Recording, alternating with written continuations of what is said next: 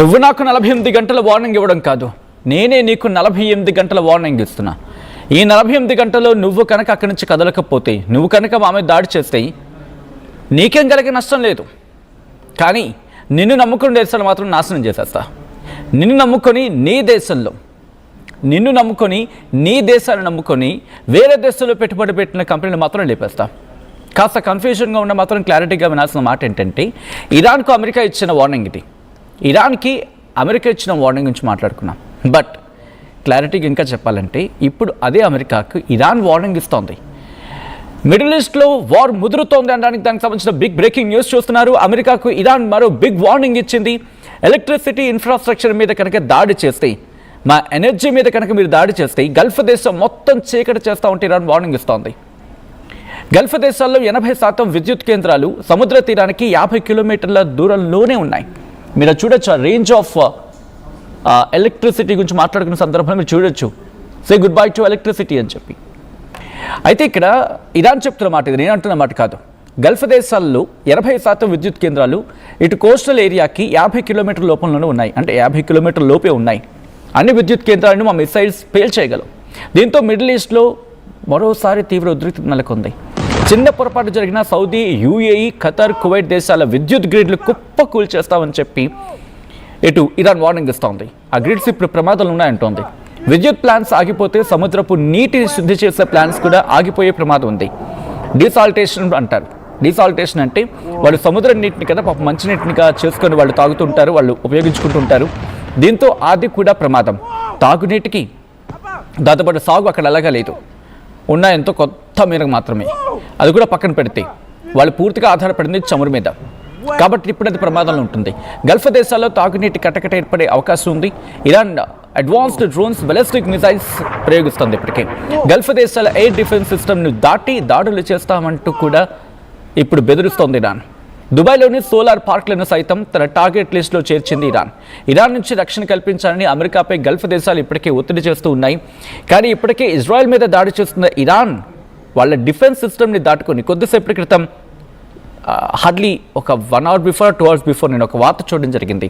Israel iron dome వ్యవస్థను కూడా దాటుకుని వాటిని చీల్చుకొని వాళ్ళ డేవిడ్ స్లింగ్ లాంటి ఎయిర్ డిఫెన్స్ సిస్టమ్ని చీల్చుకుని వెళ్ళి అక్కడ కొట్టి పడేస్తోందని చెప్పి. సో ఇక్కడ ఇజ్రాయెల్ కూడా కాస్త ఆత్మరక్షలో పడుతున్న సందర్భం అనేది వినిపించమాట. You have to check it whether it is true or not. కానీ గల్ఫ్ దేశాల ఎలక్ట్రిసిటీ మీద, ఇన్ఫ్రాస్ట్రక్చర్పై దాడి జరిగితే మాత్రం ప్రపంచ ఇంధన భద్రతకు మాత్రం ముప్పే. ఎందుకు ఏంటి డీటెయిల్గా మాట్లాడుకుందాం. అసలు ఒకవేళ ప్రపంచానికి వచ్చే ముప్పు ఏంటి, ఇప్పుడు కనుక వీళ్ళు దాడి చేస్తే ప్రపంచానికి ఎందుకు అంత పెను ప్రమాదం, ఎందుకు ప్రపంచం ఆ సిచ్యువేషన్ ఎదుర్కోవాల్సి ఉంటుంది, అసలు ఎనర్జీ క్రైసిస్ ఎంత మేరకు వచ్చే అవకాశం ఉంది, అండ్ దీనికి సంబంధించి డీటెయిల్గా మాట్లాడుకునే ప్రయత్నం చేద్దాం. ఇటు ఫస్ట్ డీసాల్టేషన్ గురించి కూడా మాట్లాడుకున్నాం కదా, బట్ డీటెయిల్గా మాట్లాడుకున్నప్పుడు ముందుగా ఇక్కడి నుంచి ప్రారంభించే ప్రయత్నం చేద్దాం. అసలు ఏం జరిగింది, ఎవరు ఎటువంటి వార్నింగ్ ఇచ్చారు, ఆ తర్వాత అక్కడి నుంచి వెళ్దాం. ఇప్పుడు ట్రంప్ అల్టిమేటం ఇచ్చాడు. ఇరాన్కి 48 గంటల టైం ఇచ్చాడు. ఏమని, హార్మోజ్ని పూర్తిగా ఓపెన్ చేయాలి, లేకపోతే ఇరాన్ పవర్ ప్లాంట్స్ని, ఎనర్జీ ఇన్ఫ్రాస్ట్రక్చర్ని టార్గెట్ చేస్తామని చెప్పి హెచ్చరించాడు.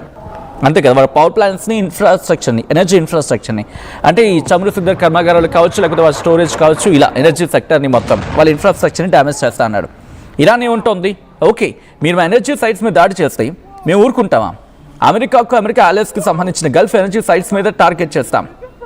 గల్ఫ్లో ఉన్న ఎనర్జీ సైట్స్ని, ఇక్కడ ఇంకోసారి కోట్ చేయడం జరుగుతుంది, గల్ఫ్లో ఉన్న ఎనర్జీ సైట్స్ని, అంటే వాళ్ళ చమురు శుద్ధి కర్మాగారాలు కావచ్చు, వాళ్ళ స్టోరేజ్ కావచ్చు, వాటి మీద టార్గెట్ చేస్తామని చెప్పి ఇరాన్ చెప్తున్నమాట. అంటే ఈ క్రమంలో ఏవో టార్గెట్ అవుతాయి, ఆయిల్ ఫెసిలిటీస్ టార్గెట్ అయ్యే అవకాశం ఉంది, దాంతోపాటు ఎనర్జీ ఇన్ఫ్రాస్ట్రక్చర్ డ్యామేజ్ అయ్యే అవకాశం ఉంది, అలాగే వాళ్ళ ఎలక్ట్రికల్ గ్రిడ్స్ అయితే ఎలక్ట్రిసిటీ గ్రిడ్స్ వీటిని టార్గెట్ చేసుకునే అవకాశం కనిపిస్తోంది ఇరాన్. దీంతో పాటు ఇంకా ఏవేవి టార్గెట్లోకి వచ్చే అవకాశం ఉంది. ఈ గల్ఫ్ దేశాల్లో ఇరాన్ చెబుతున్న మాట ప్రకారం కోస్టల్ ఏరియాకి 50 కిలోమీటర్ల దూరంలోనూ ఉన్నాయి ఇవన్నీ కూడా. సో ఇది కనుక కొట్టిపడేస్తే వాళ్ళ ఎలక్ట్రిసిటీ ముప్పే కాదు, కనీసం తాగడానికి కూడా నీరు దొరకక కటకట్లాడిపోయే ప్రమాదం ఉందని చెప్పి ఇది ఇరాన్ చెప్తున్న మాట. ఇక్కడ ప్రజెంట్ ఏం జరుగుతోందనేది మాట్లాడుకునే ప్రయత్నం చేస్తే, స్ట్రైట్ ఆఫ్ హార్మోజ్ని ఇరాన్ మూసేసే ప్రయత్నం మూసేసింది. ఇప్పుడు అక్కడి నుంచి వెళ్ళకపోవడం కారణంగా అమెరికా బెదిరించింది. మొట్టమొదటి ఏమంది, మీరు అక్కడ ఆ స్ట్రైట్ ఆఫ్ హార్మోజ్ని క్లియర్ చేయకపోతే మేము అక్కడికి యుద్ధ నౌకల్ని పంపిస్తామని చెప్పి, యుద్ధ నౌకల్ని ఇచ్చి అక్కడి నుంచి క్లియర్ చేస్తామని చెప్పి. రెండో మాట ఏముంది, బ్రిటన్ అలాగే ఈ మధ్యప్రాచ్య దేశాలకు సంబంధించి మధ్యప్రాచ్యం కాదు, పశ్చిమ దేశాల గురించి మాట్లాడుకున్నప్పుడు గల్ఫ్ దేశాలకు సపోర్ట్గా అక్కడి నుంచి ఆయిల్ ముందుకు వెళ్ళేలాగా మీరు మీ యుద్ధ నౌకలను పంపించాలి, లేకపోతే కష్టం అని చెప్పి అమెరికా బ్రిటన్తో పాటు ఈ దేశాలను చెప్పుకొచ్చిన పరిస్థితి, బ్రిటన్తో పాటు వీటన్నిటిని కూడా. సో ఇప్పుడు అక్కడెక్కడ అది అవ్వలేదు, బట్ స్ట్రైట్ ఆఫ్ హార్మోస్ మాత్రం ఓపెన్ కావట్లేదు, ముందుకు తీసుకెళ్లే ప్రయత్నం చేయట్లేదు, యుద్ధ నౌకలను తీసుకెళ్లే ప్రయత్నం జరగట్లేదు. సో ఆఖరి మాటగా ట్రంప్ ఈ మాటనైతే ప్రయోగించాడు. సో ఇప్పుడు ఏం చేస్తాయి ఈ పశ్చిమ దేశాలు అయితే మాత్రం, వెస్ట్రన్ కంట్రీస్ ఎక్కడ సాహసం చేయట్లేదు, బ్రిటన్ కావచ్చు మిగిలిన దేశాలు అక్కడ ఏవి కూడా ముందుకు రావట్లేదు. అందుకే ఆఖరి బాంబుగా ప్రయత్నం చేశాడు. ఇప్పుడు ఏం జరుగుతుంది, పూర్తిగా స్ట్రైట్ అనేది క్లోజ్ అయిపోతుంది. క్లోజ్ అయిపోవడం అంటే భారత్ లాంటి దేశాలకు రిలీజ్ చేస్తోంది ఇరాన్, మిగిలిన వాటికి మాత్రం అడ్డంకి పెడుతుంది, వాళ్ళ శత్రు దేశాలకు మాత్రం అడ్డు పెడతామని చెప్తోంది. సో ఇప్పుడు షిప్పింగ్ భారీగా తగ్గింది, గ్లోబల్ ఆయిల్ ధరలు పెరిగిపోతున్నాయి, ఎనర్జీ లింక్డ్ షిప్స్ మాత్రమే అడ్డంకులు పెడుతోంది అనేది వినిపించే మాట. అసలు ఎంత పెద్ద విషయం మాట్లాడుకుంటే ప్రపంచంలో ఆయిల్ సరఫరా భారీగా